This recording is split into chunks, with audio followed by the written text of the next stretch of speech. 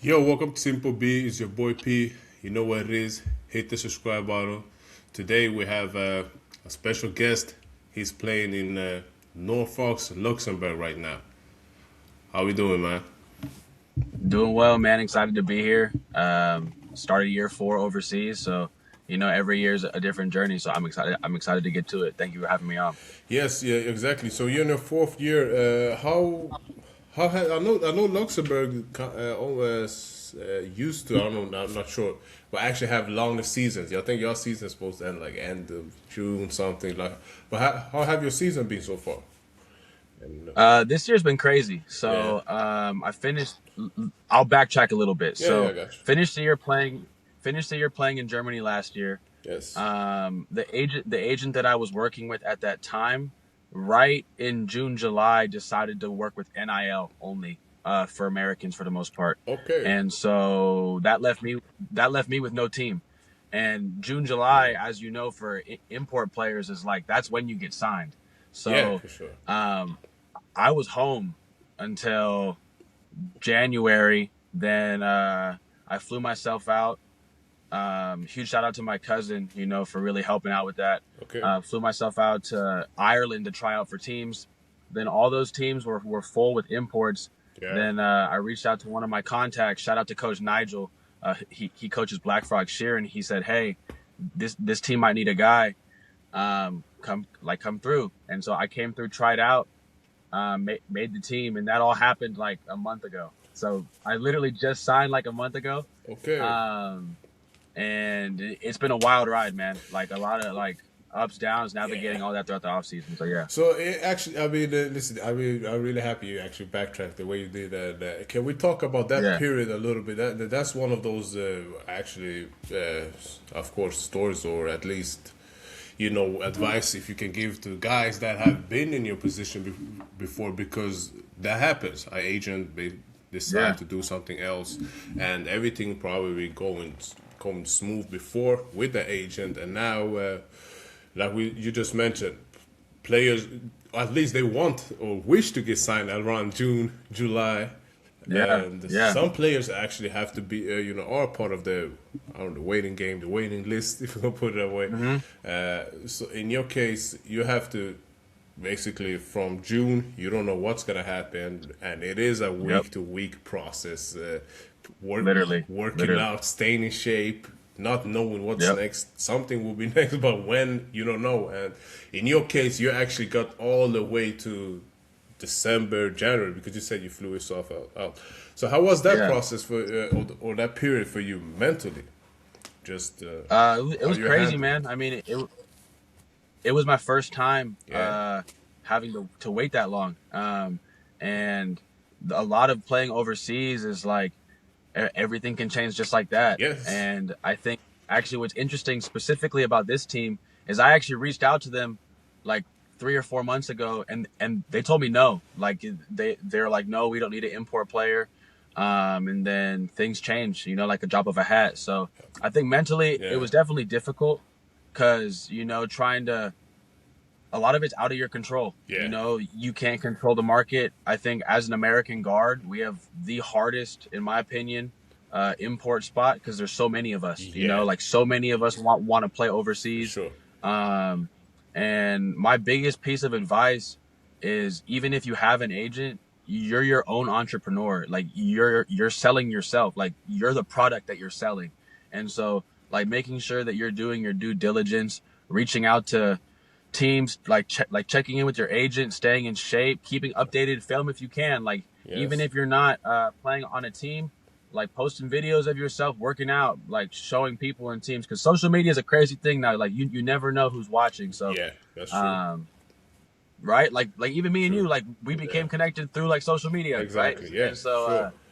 like you never know who's watching, and so that's kind of my piece of advice is like make sure that you're building your own brand because Yeah. that's what you are at the end of the day. Yeah, I mean, today I guess I was retired last year, and I'm 30. I mean, I'm 30, 35 now. So the game was a little different back then.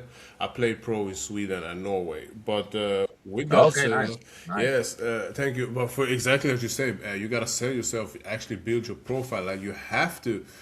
that it is a thing now that you almost have to be involved with the social Yeah. media. At least, I mean, if you're top, when you're top Europe league or all that, No. it's a Yeah. It's different fine. story. But when you're playing the, I don't know, all the second divisions around Europe or well, yeah, exactly, whatever else is be exactly you actually have to say yourself that way, which is Yeah. you to begin with, because there is nobody teaching y'all American point guards, for example, out there. Like, yeah, you know what, trying to build your profile this way or do that. You just gotta figure it out on your own in a Yeah. way, which is no, no. It's actually, I mean, that's why I'm doing this, because I feel I believe, at least I play with a bunch of players, and I've seen situations where people take Americans for granted, that people don't understand.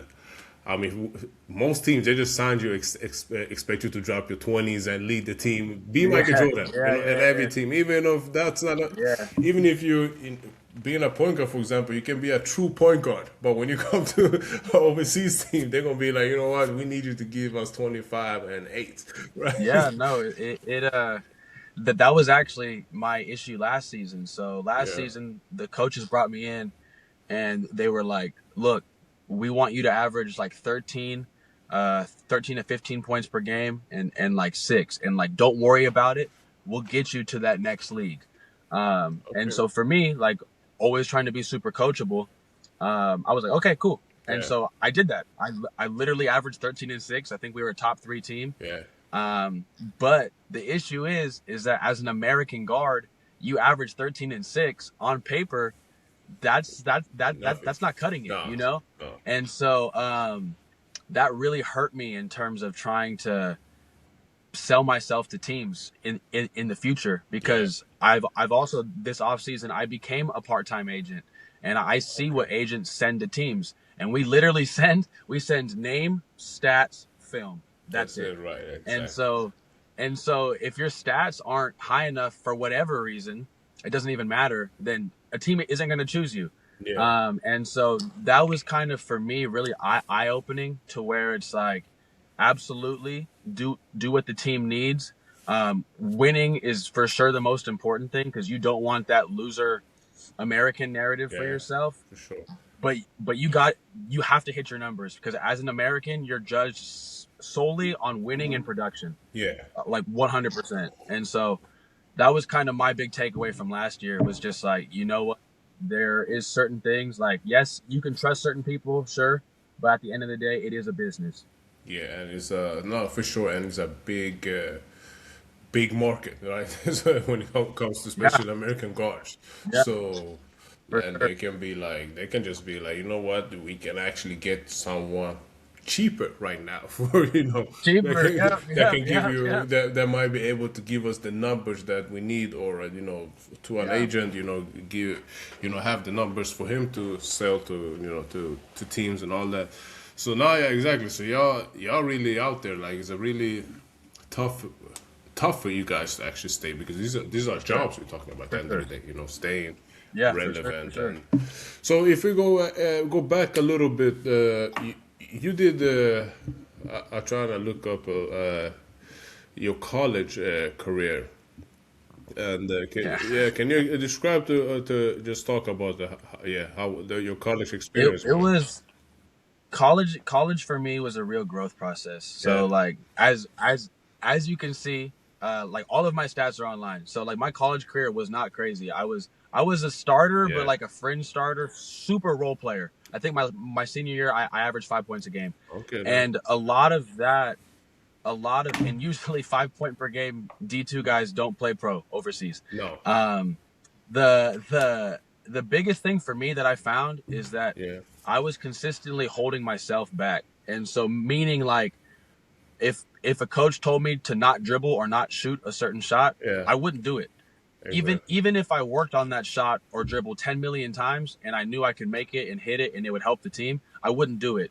And so that kind of snowballed into me um like being afraid to fail, Yeah. Yeah. and No, I got you. uh right. Yeah, and so I think that I was consistently playing small in college, and it wasn't until I got overseas to where really I broke out of that mindset and I firmly believe that once you get overseas, there's certain skills that you have that are marketable and get you paid. Yeah. And it doesn't matter who has anything to say about it, like a coach, teammates, it doesn't matter. You have to do those skills if you want to get paid. Yeah. And so for me, like my best skill has always been dribbling, like Yeah. being able to get in gaps, being able to like to create or whatever.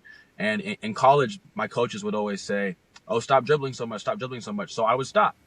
But now overseas, it's like that's like my moneymaker. Yeah. That's like what makes me money, right? And that's what like allows me to produce at like a super high clip.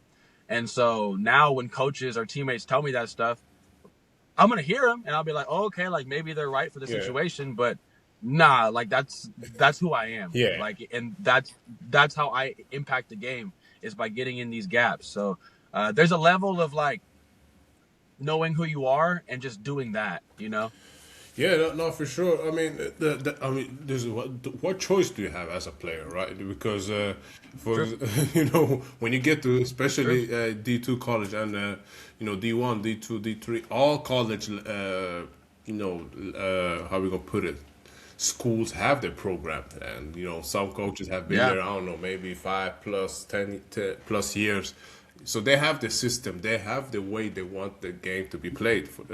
Yeah. So it's not like you're gonna come there as a I don't know junior or or sophomore and be like, nah, you know what, we're gonna play my way. I mean, that don't happen. Yeah. I mean, Yeah. you Yeah. know what No. I'm No. No. saying? Unless you're like when we talking about the top high school recruit that went to maybe a smaller D1 school or something. Even those players can't really do it. I mean, the college system, it's a thing the way you have to follow it, like no matter where you play, Yeah. right? I mean, you can try to break out here and there, try to do, whatever you want to do, or play your way, but that's not gonna get you, far in the season. I mean, your minutes will go down if you always Yeah. go against what the coach says. For So sure. For sure. okay, so you did because you did was Skyline. I saw that you had Skyline College. Was that Division 2 as well? And then you transferred to That was Sonoma. that was junior college. Okay, That that was was junior JUCO. college. Okay, And and and actually, what was interesting about Skyline College yeah. was I actually transferred from Skyline College as a walk-on to my Division 2 school, and then I played well that year, and then I got a scholarship from my last year. So it was a very interesting path. Like Yeah. I didn't get a straight scholarship.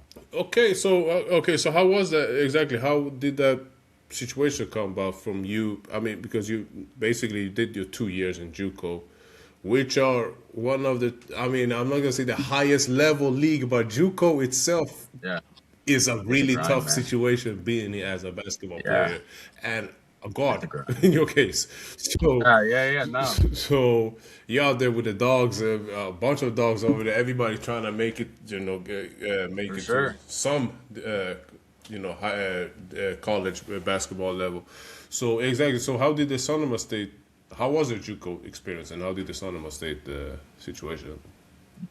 JUCO was tough. I Yeah, mean, I think for me, you play with older guys, yeah. so there was like no age limit, and so like I had teammates who were 27, you know, and like they still have the same dreams you have, and I'm Yeah, fresh out of high school at 18 years old, exactly. and so like competing with that was really difficult. And then kind of similarly, like I I was too passive in the beginning, Yeah. and that kind of hurt me. But one thing that actually, and I always tell people this, and this was the reason why I was able to walk on at Sonoma State. My grades were perfect. Like Yeah. I had 4.0 the entire time, and I won like the best scholar athlete award my sophomore year. I saw And something like like that. Yeah, for okay, that's cool. Really dope. yeah. And so for specific for walk-ons, a lot of times Division 1 and Division 2 schools will recruit walk-ons with high GPAs Yeah, to lift the team's baseline GPA, which allows them to get more money from boosters. yeah, And so it was a really safe walk-on bet for me for Sonoma State yes, for their program, because they're like, oh, we're bringing in this kid, he works hard and he has a good GPA. And exactly. then once I got there, I kind of flourished a little bit, and I became starting point guard, and things worked out for me. But yeah, it was really just the grades. But the grind to JUCO is crazy, man. Yeah, Like you're literally there. You're there from like 8 a.m. to 5 p.m. 5 days a week, and there's no parties going on. There's no social events. You're just there, like school, workout, home every single day. Exactly. It ain't like those American, college fantasies. No, it's way different. What's crazy too, man, is actually the work ethic of the guys at my JUCO was way better than the guys at my D2 school. Yeah, I can Like imagine. it wasn't even close. Yeah. It wasn't even close. I mean, a lot of guys that I talked to lately have talked about, sometimes maybe, I mean, they got a Division two, they got a D1 offer or D2 offer, but then they're, looking back on it, they're like, maybe I should just, take a year in JUCO and then trying to go to a Division one or two. Because for some of them, Yeah, I mean, exactly like they say, when they went to JUCO, they really got to work on their game, different true. and a Yeah, lot. And it's then true. when they went to division or back to a one or two college, basically had more success. So so you were you went as a walk on the Sonoma State, and Hmm. the did it, I mean your last year, did y'all have any? I mean, how did it go for the team? we were we were really bad. We were Okay. 3-25. All right. That year specifically was crazy. So the head coach Yeah. he told the assistant coach, who I was really close with, that his goal was to make me quit. Um, Okay. and so I didn't touch. I literally did not touch the court for the first 7 games of the season. Okay. Like not even 1 second. Did not touch the court.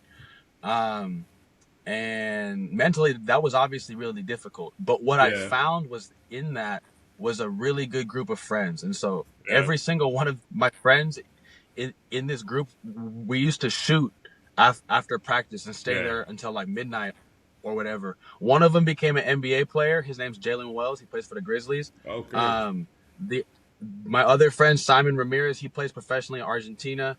Other one's Jackie Luong. He just became like a millionaire. And Okay. then like the last guy, his name is Isaiah Usher, and he's doing really good things in like the entrepreneurs like space too. Okay. And so each one of us found our own way, Yeah. despite us being like 3-25. Yeah. Yeah. And I so mean, like that group of guys, like we really worked and like made something out of nothing, you know? okay. Okay. So, really nice. So after your college, exactly, because now exactly, you have good grades. I guess you graduated with the Yeah, yeah yeah. with a nice average, and so exactly. So what was your mindset? That did you want to go into? Was basketball one of your first priorities after college? Since I mean, you're a top student, and Yeah. or yeah, what was it? How was your situation before you went pro? Did you maybe consider, I don't know, maybe play one of, now it's more leagues in the states now Yeah. recently, or maybe trying to go the G League route to see what's up, or Yeah. yeah, how was your situation before you went pro, and how did that pro It was process? it was interesting. So for me, because of the way my senior year finished, Yeah, with kind of not having the year that I wanted, I knew I wanted to pursue it like 100% because I refused to let basketball end on terms that weren't my own. yeah, Just because I felt like I worked way too hard. But I was willing to do anything really. So I was going to play ABA for this team called the East Bay Kings, okay, out of Livermore. But that whole time I was contacting all kinds of overseas teams in like beginner leagues, and that was actually where I came across the page. I don't know if you know him, but Jose Colorado. yeah, yeah, He's like a big overseas like insider kind of guy. Like gives us like information, kind of like what I've been doing now, okay, in terms of like educating like Americans or import players on how to get signed. And so I was finding all these starter leagues, and man, when I tell you, I sent thousands of emails.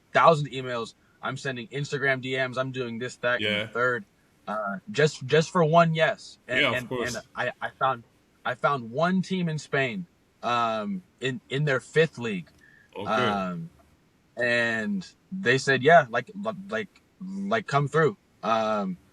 And that kind of embarked the journey. yeah, And like that year was crazy. Not to get too far ahead, but I lived in a house with 15 people, and there was one full bathroom. Okay, It was okay. like it, it was Yeah. actually insane. It was some of the craziest things I've ever seen, like ever happened in that house. But so okay, so I mean, you get it. You get still. You got your deal. Like, did you get that contract in the like? Did you get to play a full season, or Yeah, how yeah, was yeah. the season? Kind of.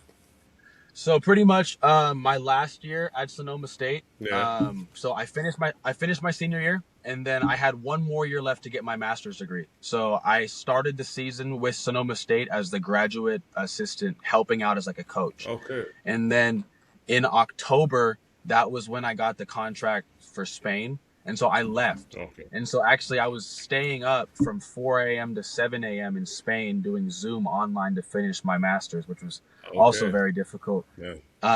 But yeah, so went out to Spain.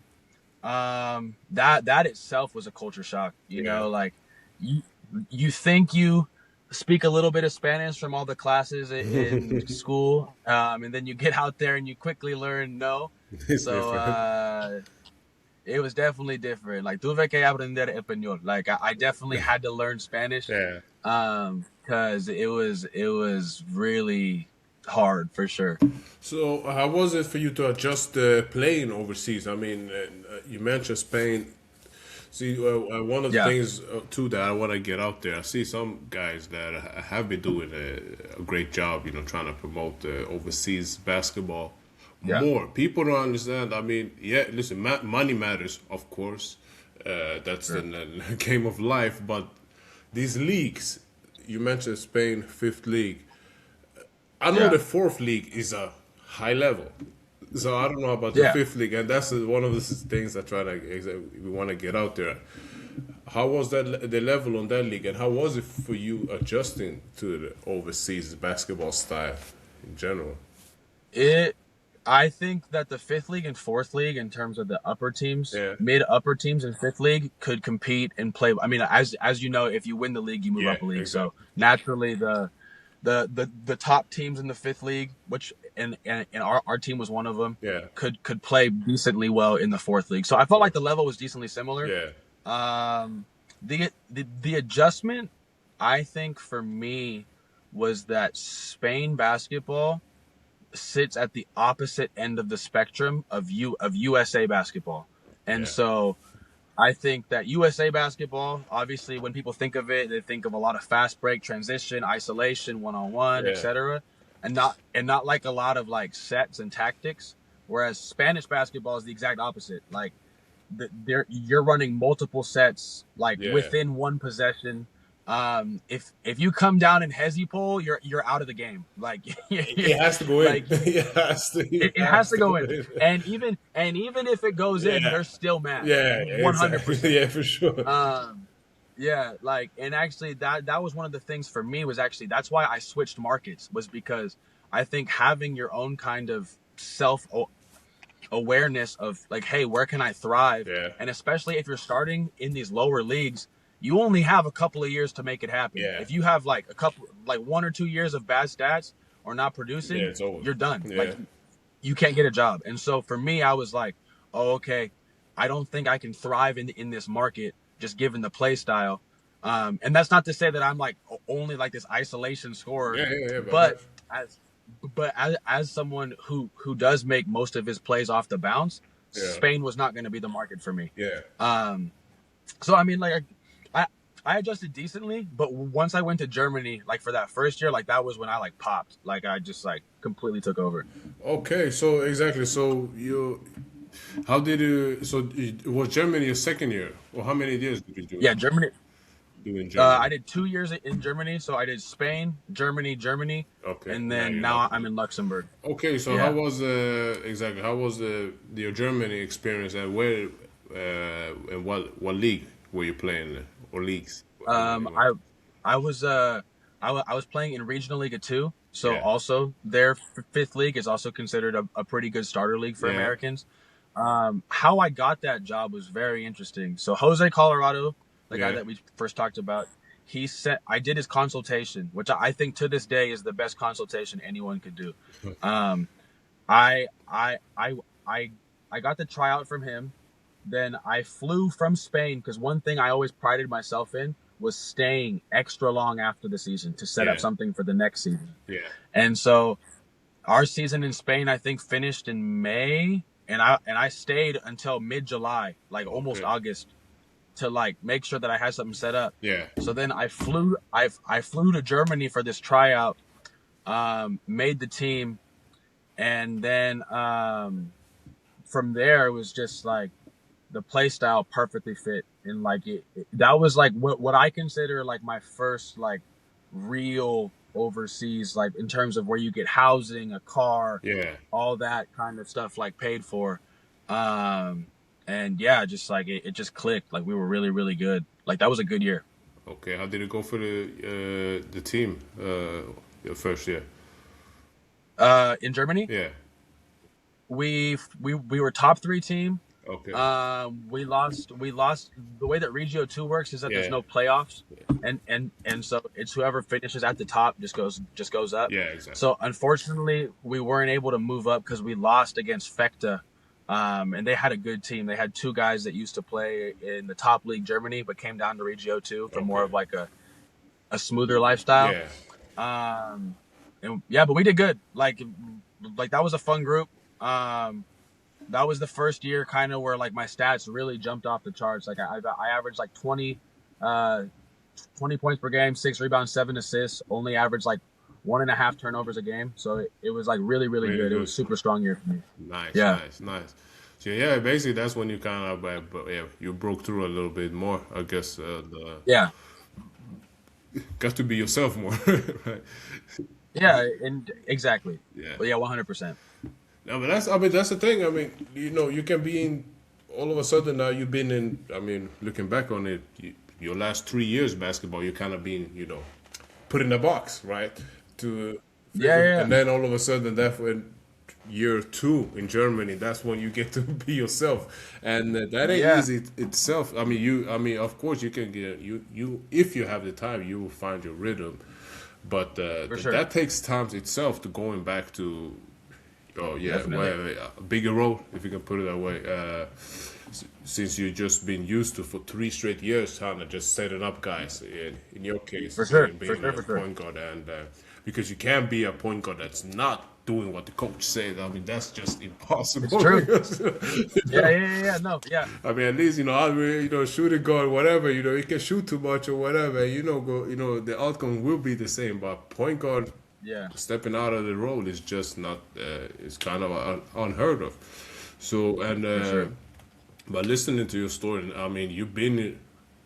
I mean, it sounds like you're really self-aware of yourself, and you're really great to adjusting, being great to adjusting your game in every situation you've been in, and that's what we can tell now. You are in your year 4 for a reason.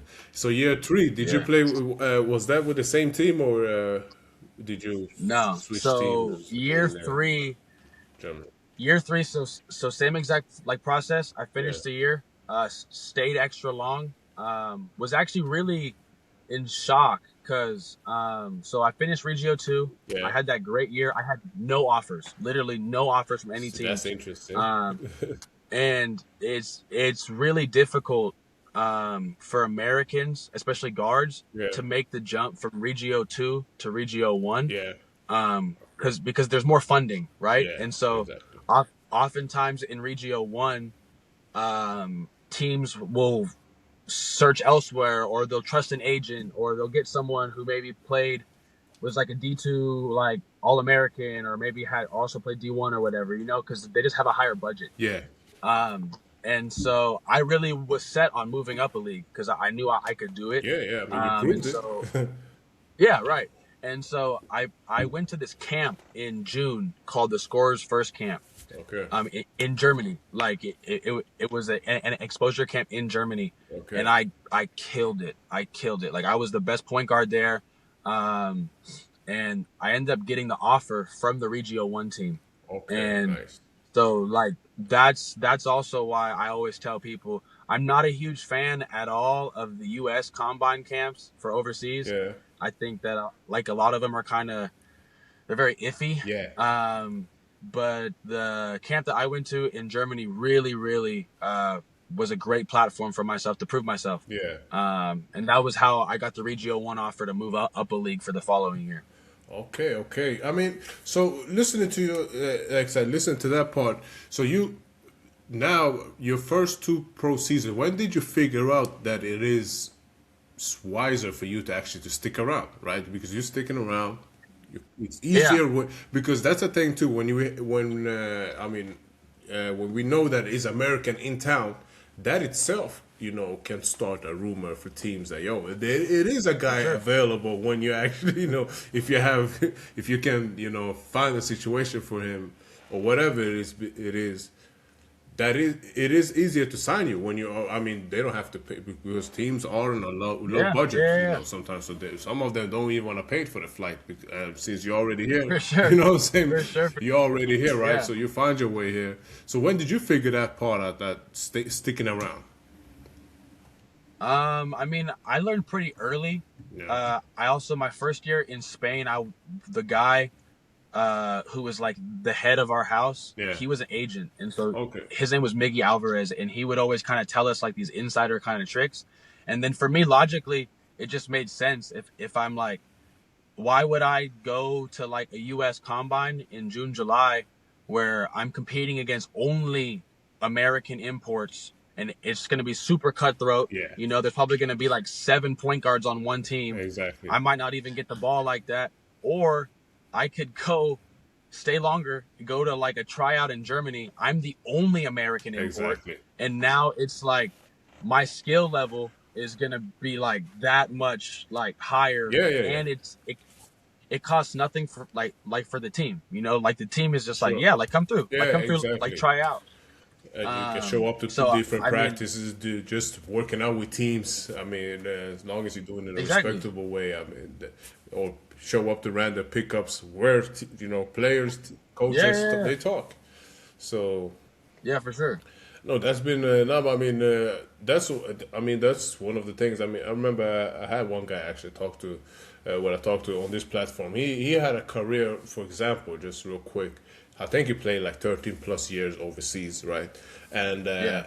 only two of those seasons were full season. But like he got a preseason and all that. The rest of Yeah. them was him just waiting for someone, right, to get fired. And he was a shooter too. Him just waiting him the waiting game, and then he might get a call at the end of October or mid November or December. He'd show up, Yeah. and as a shooter, there is no time. They're not gonna give you games. He had to show No, up yeah, every like you gotta season. go. Exactly, just let it fly, Yeah. and that was basically his career. That he had to figure that part out. You know what? I'm just gonna be one of those guys that stay in shape and being ready to leave whenever I get a call and he Yeah. did that basically 11 out of those 13 years he had to, you know, Man. no preseason, nothing, just showing up and hooping. Yeah, no, yes, for So sure. there is those tricks and sticking around. I mean, worked out for you, and that's one of the smarter things, to be honest. If it's possible, yeah, just hanging around. You're still working out when you're sticking around because teams are still active, For sure. and they're looking around. For So sure. now that's really smart of you. So I mean, I think I almost have everything. Just a last question that I want to ask, just for Yeah, of fun. course. Who's the best player you played against in a real game? It can be college or pro career or I think the best player that, I mean, it was someone that I like used to work out with, yeah. Jalen Wells. Oh He's like one of yeah, my best yeah, friends. yeah, yeah. He played for the Grizzlies. So him, I think he's really good. Will Cherry, also, he played EuroLeague for a little bit. Also played for the Cavs Okay, with LeBron. He's playing in France right now. okay, yeah. Um, and he's like a big bro to me. Like we used to get into it sometimes back when we used to work out. But like he's really really great player. I would say him, Will, Jalen Wells, Will Cherry, all those guys are really good for sure. Okay, okay. Now, but nice, great. Listen, it's been a great interview, man. I ain't gonna lie. And you agree with, honestly, went better than I thought. You're giving us some great insight, like those Right. exactly the things that you actually talked about. That's exactly what I want. What I want for a 40-year-old Jake Salinero somewhere to listen to, right? Because I mean, we Yeah, all no, trying to when we start playing hooping, we want to go to the NBA or a top for sure. league or top leagues somewhere. But there is you can really create a life for yourself playing in a second in France or third in France or third in Germany. Yeah, Like these leagues are still really good, high level basketball leagues. So it's not for sure. of course it's a difference when you're talking from top teams to top teams, but it is high level basketball that are being playing around in Europe right now, Yeah, and still exactly for you for as an American, every matchup for you is it is a top play, like a really, really it is. probably matching up Yeah, with another American, all that. for So sure. Yeah. that's why I I want to think get one up thing there. too. Yeah, I think one thing too, real quick, it is also understanding and leveraging, even in lower leagues overseas. yeah, You get a lot of times you get transportation, housing, utilities covered. So if you can get a side hustle, or like, so for example, like yeah. for myself, I have an online job, Okay, and so nice. being able to combine the basketball salary that as you keep progressing and moving will get higher and higher and higher Yeah, with a side hustle, like you can have a pretty comfortable lifestyle because you're not paying for much, you know? yeah, yeah. That's true. Um, and so I think a lot of people kind of miss that sometimes, or they only try to rely on the hoop check, which, as you know, Yeah, teams start saying, oh, we'll pay you tomorrow. Oh, we'll pay you tomorrow. yeah, Now, granted, I've only ever had not payment one time, and that was last year in Germany. But that's kind of my big thing too, is yeah. like using basketball to pay for your lifestyle. You know? No, I got you. To be honest, I mean, when my career was a little off in the beginning too. I played top league in Sweden, like prospect, Nice. all that. But then, of Yeah. course, some things went a little left, and like you just say, when you just are dependent on basketball, sometimes even It's that tough. basketball decision might even you might not make the best decisions. And Yeah. for me, to be honest, I retired for a year. I actually thought I would retire forever and just start focus Yeah. on life itself and actually having my own hustle going on. And when I got really stable and had knew where my money is coming from, like it's more dependable, Yeah. went back to basketball, my career everything went better because now I wasn't, Yeah. Yeah. making decisions. Like I wasn't Yeah. basing Right. anything on basketball that could affect the real life. Exactly. When I chose a team, I chose it based on how my work situation was outside. Like if I can make it work, maybe I told her I might miss 2 games because of that weekend. We got this going on, blah Yeah. blah blah. Reached the agreement and. Yeah, and that's how kind of that's what kept my last years going. And to be honest, when Exactly. then I started to get offers from some leagues, but then everything was so Yeah. settled and this situation was so good. I was like, yo, I can't really leave this situation, but that just says something that when I had this, more stabilization in my with my economics outside basketball, the basketball went better, right? So Exactly. Well, no, yeah, yeah, and it's also because you're not putting so much pressure on yourself to yeah, perform every one of game, those things. to where like now it's like you have good games, bad games, of course, okay, Yeah, sure, but you still get paid, from exactly. like your other stuff, Yeah, exactly. and so it's not like you're, and I mean, shoot, like I'm seeing guys in certain leagues in Europe, they get paid like $300 a month, and Yeah. it's like if they don't produce, No, they they don't get out paid the there. 300. Exactly. And that Yeah, 300 is out. or they're out of there. So, And it's like, and like these teams know that yeah. too, and so like they know that they can get. I've literally seen it. I've seen teams in Europe sign a high profile Division 2, Division 1 guy for $300 a month, Yeah. and like they're super taking advantage of this person. Whereas if that person had more stable income, then it's like, okay, like maybe I could go somewhere else, or maybe Yeah. I could like sure take this job, but then not freak out about when the team doesn't like pay or Exactly. whatever. Or the late, Yeah, everything will just, yeah, so you move different when you actually have, how we gonna put more peace, financial Facts. peace, Facts. you know, 100%. because I mean, like 100%. you said, 100%. you making 300 a month, and then you actually have two good bad games, and the salary is late. It's not like you can walk in there when you're making that, you know, that type of Yeah, money and playing bad, or you're just having a bad week, for you know. sure. So For sure. you're really vulnerable when you're just dependent on the on basketball, Definitely. and all of some contracts you don't even get paid in the off season. So it is so Yeah. exactly those that advice right there, having a side hustle, something going. I mean, we're in the social media era, so you should be that's a smart thing to trying to find a way to at least. I mean, that helps you too if you want to, like you're doing, for example. Maybe the teams is not paying in the off season, but when you're sticking around, if you have enough money to stick around for a month or two, Yeah. and that's people. When we talk about sticking around, that doesn't mean you might get signed right where you're at, but at least if a team in Finland find out, okay, I mean, you're only in Germany, oh, you can come tomorrow. It's easier for Yeah. them Yeah. to, Like come through. Yeah. yeah, so, stuff like that Exactly. happens. Exactly. So Yeah. see, when guys get cut, they stick around, you know. So most Yeah. guys, they don't really fly back when they get cut or whatever it is. Like they just stick around, and they will get, find a way, or at least have more opportunities when they still in Europe. So now, but yo, this I really appreciate that advice, man. It's been great, to be honest. Nah, I thank mean, I wish you luck this season, and I would like to follow up with you. Have another interview, maybe in 6 months or something. See, maybe when Yeah, you let's sign do your it. next deal, see how that process went, something Yeah. like that, which we can No, talk definitely, about, P. of course. But it's been really great having you, man. Really appreciate you taking the time. No, thank you for having me on, man. I appreciate it. Thank you. Yes, man. Simple B. Y'all know what Yes, time it sir. is. Peace. Peace. Yeah.